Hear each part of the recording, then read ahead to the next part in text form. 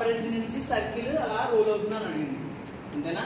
అలా రోల్ అయ్యేటప్పుడు ఆ డిస్క్ యొక్క సర్కంఫరెన్స్ మీద, అంటే ఈ సర్కిల్ మీద ఎక్కడ, ఈ డిస్క్ మీద ఎక్కడో ఒక చోట పాయింట్ కన్సిడర్ చేసుకోండి.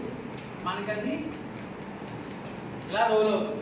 ఇలా రోల్ అయ్యేటప్పుడు ఈ పాయింట్ ఏదైతే మనకి ట్రేస్ చేస్తుందో ఆ కర్వ్ని డ్రా చేయమంటున్నాడు. అంటే అది ఏంటది? సైక్లోడే కదా అవుతుంది. క్వశ్చన్ లైక్ సైక్లోడ్ ఎక్కడైనా చెప్పాడా? లేదు. అలా అర్థం చేసుకోవాలి. క్వశ్చన్ అయితే అర్థమైంది కదా, డయాగ్రామ్ డ్రా చేద్దాం. ఫస్ట్ ఏం చేస్తారంటే ఒక హారిజాంటల్ ప్లేన్ డ్రా చేయండి. అంటే ఒక హారిజాంటల్ లైన్, ఇది డైమెన్షనింగ్ ఏం లేదు దీనికి, జస్ట్ నార్మల్గా ఎంత కొంత డ్రా చేయండి బేస్. ఇప్పుడు ప్రొట్రాక్టర్ తీసుకుని ఆ లెఫ్ట్ సైడ్ పాయింట్ కానీ రైట్ సైడ్ పాయింట్ కానీ ఎటైనా చెప్పి పెట్టచ్చు యాంగిల్. ఇవి యాంగిల్ ఇటు పెట్టామనుకో డయాగ్రామ్ ఇటు వస్తుంది, అటు పెట్టే డయాగ్రామ్ ఇటు వస్తుంది.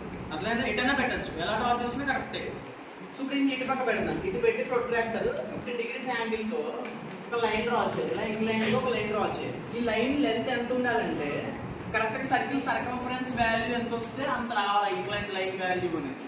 మనకి సర్కిల్ డయామీటర్ ఎంత ఇచ్చారు ఇక్కడ క్వశ్చన్లో?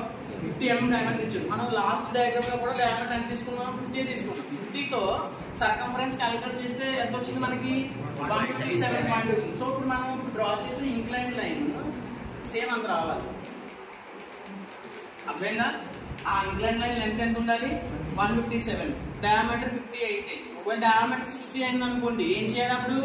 దాని రేడియస్ ఎంత అవుతుంది? 30 అవుతుంది. 2πr ఫార్ములాలో r ప్లేస్ లో 30 సబ్స్టిట్యూట్ చేయాలి. 2 × 5 × 30 ఎంత వస్తే అంత డ్రా చేయాలి. ఓకేనా?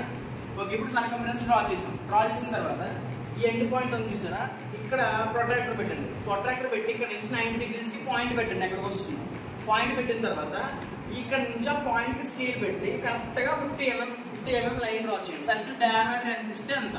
అర్థమైందా?